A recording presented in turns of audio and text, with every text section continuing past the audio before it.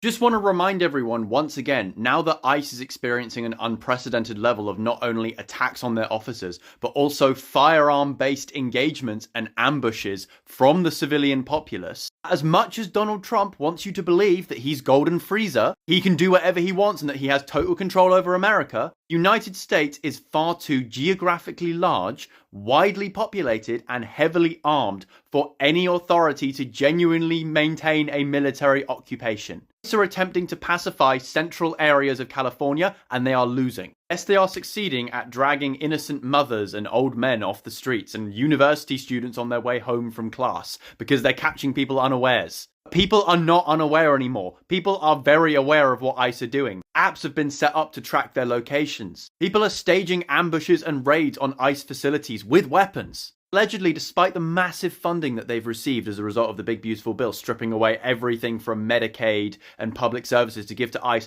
apparently morale at ICE is at a record low because these people know how much danger they're in because they are fascists. People are rapidly waking up to that and responding in the logical way you respond to fascists. Logistically speaking, Trump, Vance, Stephen Miller, the Project 2025 psychos, the ICE fascist thugs, whatever you want to call them, they logistically cannot achieve their crazy vision for a pure, perfect America. It's logistically not possible. They cannot control the entire country through military force. It cannot be done. We're finding that out now. Just look at the news. Follow for more. I genuinely think that Trump going after the Second Amendment would end his government like tomorrow.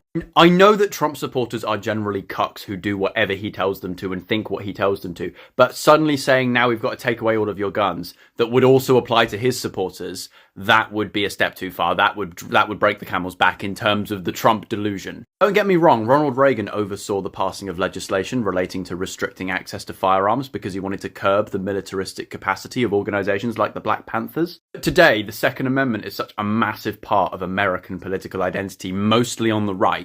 A huge chunk of whatever remains of Trump's support base today would immediately peel off if he tried to go after the Second Amendment and was advocating for taking people's guns away. A huge number of Republican representatives, senators, politicians would know exactly what it would do to their career with Republican voters and their electability if they suddenly decided to do a U-turn and back President Trump on firearm restrictions. Kind of sad that of all things is one of the few things he definitely politically could not do, that his supporters would not be able to stomach. But I definitely think he could. There's no way, absolutely no way. I was in the United States personally, and there were masked ICE agents walking around detaining random people because they look foreign.